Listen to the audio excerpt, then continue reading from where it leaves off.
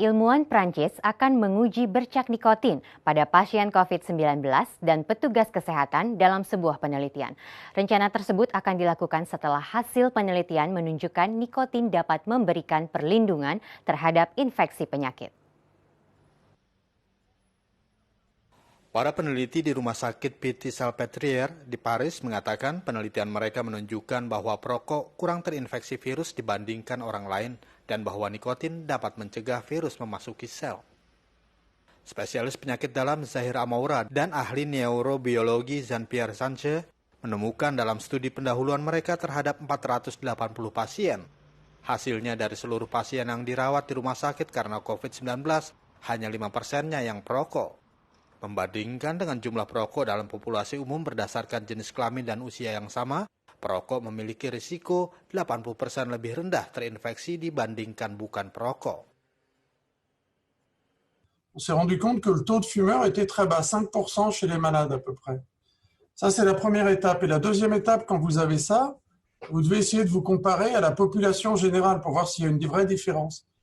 Et heureusement, en France, en 2018, on a une étude qui est faite sur 10 000 personnes dans la population générale. Et quand on a comparé avec les gens de la population générale, mais de même sexe, de même âge, on a vu qu'il y avait une différence qui était très, très significative. Donc, très schématiquement, les gens qui fument, ils ont 80% de moins de risque d'avoir le Covid symptomatique, donc de venir consulter ou d'être hospitalisé, que les gens qui ne fument pas.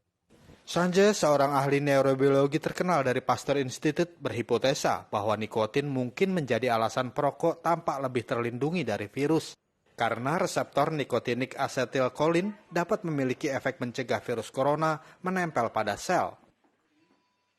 En fait, le coronavirus interagirait directement ou indirectement d'ailleurs avec le récepteur nicotinique et que la nicotine entrerait en compétition entre, ça c'est le virus qui arrive sur le récepteur et la nicotine empêche ça, c'est pas. Reseptor nikotinat diketahui aktif dalam infeksi rabies dan Institut Pasteur mencari hubungan yang serupa antara reseptor semacam itu dan COVID-19.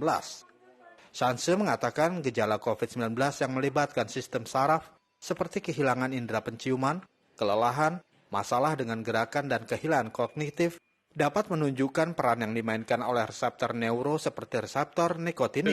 Pour quelle raison l'engagement du récepteur nicotinique simplement parce que c'est la cible la plus plausible et presque unique de la nicotine. Alors il y a plusieurs types de récepteurs nicotiniques dans l'organisme et il y en a à la jonction neuromusculaire.